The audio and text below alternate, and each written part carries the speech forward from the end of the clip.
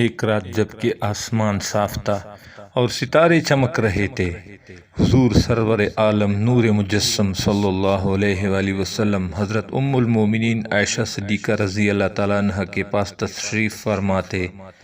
حضرت عائشہ رضی اللہ تعالیٰ عنہ نے آسمان کی طرف دیکھ کر حضور صلی اللہ علیہ وآلہ وسلم سے دریافت فرمایا، یا رسول اللہ صلی اللہ علیہ وسلم، جتنے آسمان کے تارے ہیں کیا اس کے برابر بھی کسی شخص کی نیکیاں ہیں؟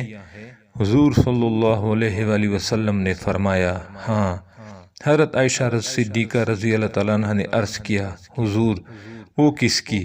حضور صلی اللہ علیہ وآلہ وسلم نے فرمایا، عمر رضی اللہ تعالیٰ عنہ کی۔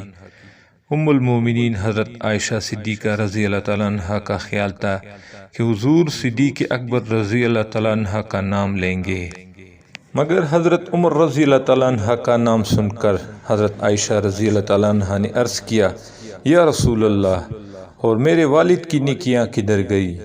حضور صلی اللہ علیہ وآلہ وسلم نے فرمایا کہ عائشہ، عمر کی سب نیکیاں ابو بکر کی نیکیوں میں سے ایک نیکی کے برابر ہے۔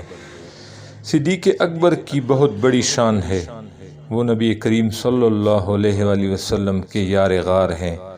ان کی شان کیوں نہ عظیم ہو کہ نبی پاک صلی اللہ علیہ وآلہ وسلم نے دنیا میں جنت کی بشارت دے دی۔ قدرت خداوندی کی رضا دیکھیے، دنیا میں صدیق اکبر ہر قدم پر نبی پاک صلی اللہ علیہ وآلہ وسلم کے ساتھ ساتھ رہے، اور جب دنیا سے پردہ فرمایا تو بھی سرور عالم صلی اللہ علیہ وآلہ وسلم کے پہلو میں دفن ہو گئے۔